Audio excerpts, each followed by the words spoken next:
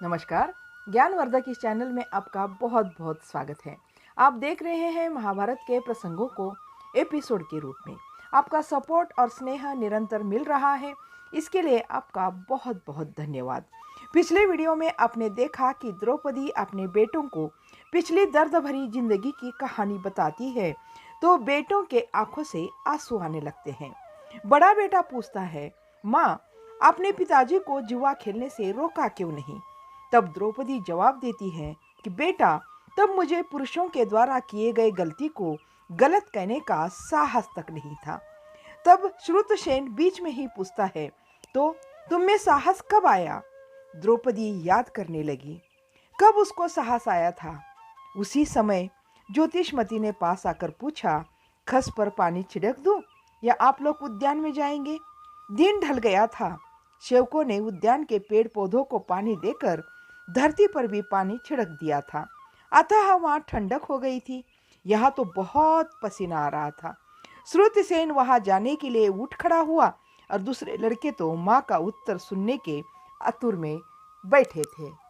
पर द्रौपदी यह अभी तक स्पष्ट रूप से निश्चय नहीं कर पाई थी कि उसमें कब से साहस आया था। स्मृति के तंतुओं को पकड़कर याद करते करते वह उठ खड़ी हुई। उसके साथ सब उठ खड़े हुए। उद्यान बहुत ठंडा था। सब बच्चे स्नान करके भी आ गए। अभी भी वह निश्चय नहीं कर पाई कि उसमें साहस कब आया।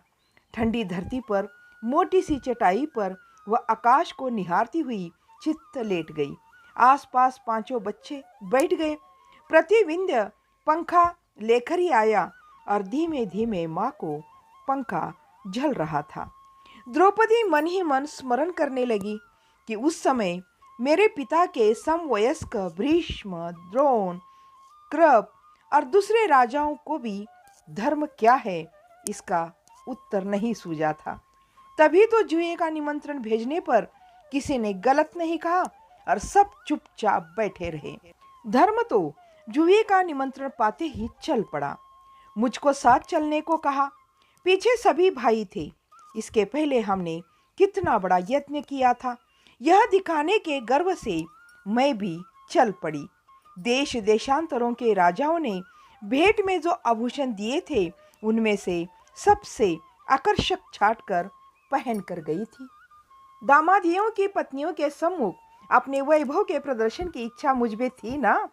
हस्तिनापुर का ऐश्वर्य लोक प्रसिद्ध था।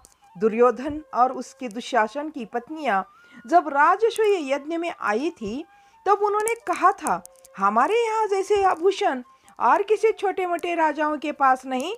जब मैं वहां गई तो उन्होंने भी मुझे हाथों हाथ लिया। मुझे देखने को हस्तिनापुर की स्त्रियों की भीड़ लग गई थी। पता नहीं भीड़ किस दृष्टि से थी। मैं राजसूय यज्ञ करने वालों की पत्नी थी इसीलिए, या 5 पतियों की पत्नी थी इसीलिए।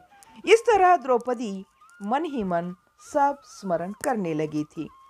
जुए का निमंत्रण पाकर सब हस्तिनापुर पहुंच गए। तो वृद्धा गांधारी ने भी बहुत स्नेह दिखाया था और कहा था, बेटी तुम बहुत सुंदर हो। मेरे बेटों की आंखें भली नहीं हैं।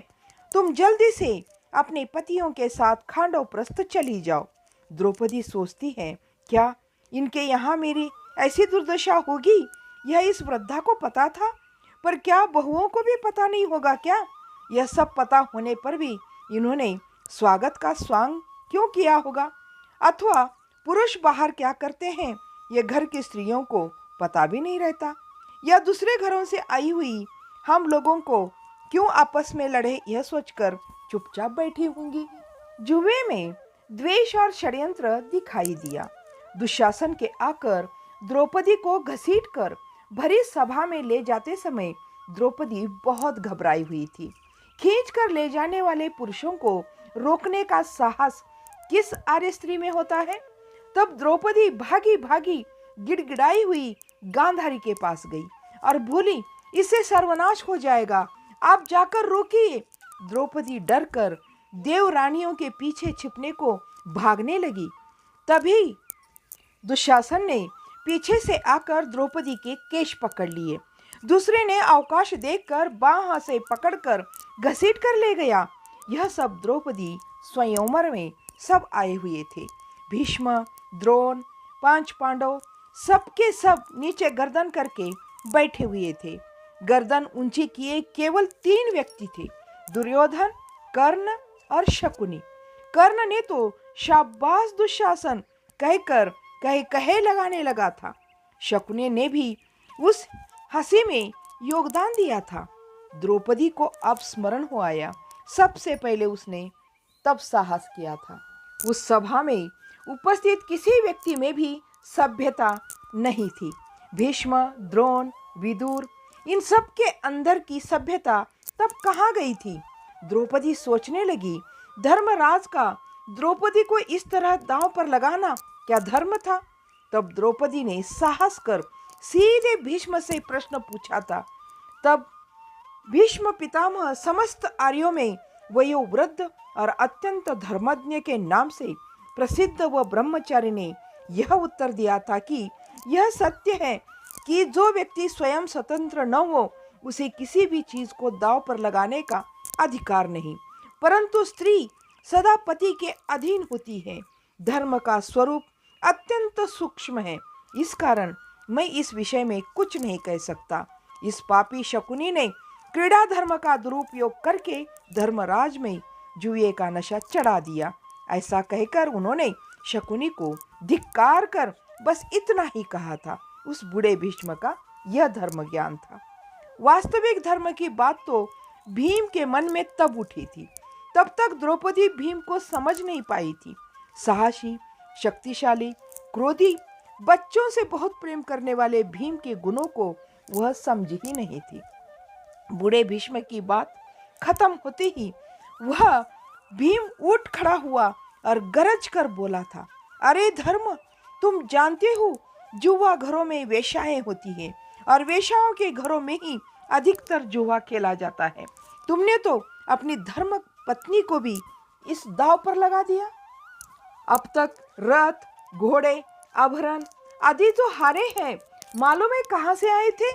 तुम्हें मालूम है इंद्रप्रस्थ नगरी हम सबके खून पसीने से बनी थी। बड़े भाई के सम्मुख बोलना नहीं चाहिए। इस धर्म संकट के कारण मैं चुप रहा, परंतु तुमने जो ये पत्नी को वेश्या से भी क्षुद्र मानकर उसे दांव पर रख दिया और इन कायरों ने उसे दासी कहा, पहले तुम्हें दंड मिलना चाहिए। सहदेव उठो, जाकर जरा आग लेकर आओ। पहले इसके दोनों हाथों की उंगलियां और हथेलियां पूरी तरह जलाकर राख कर देंगे, बाद में इन लोगों की खबर लूंगा। चतुर अर्जुन को धर्म क्या है कैसे पता चलता? वह तुरंत बीच में ही बोलता है, भीम, बड़े भैया को गाली देकर अपमानित मत करो। युद्ध और जुए पर आमंत्रित करने पर न जाना कायरता है, यह क्षत्रिय को शोभा नहीं देता। ऐसा कहते हुए उसने भीम के दोनों हाथ पकड़ लिए थे। अब इस कहानी को करते यहीं पर समाप्त। इसके कहानी का अगला भाग अगले वीडियो में जरूर देखिएगा। तब तक के लिए जय हिंद, जय भारत।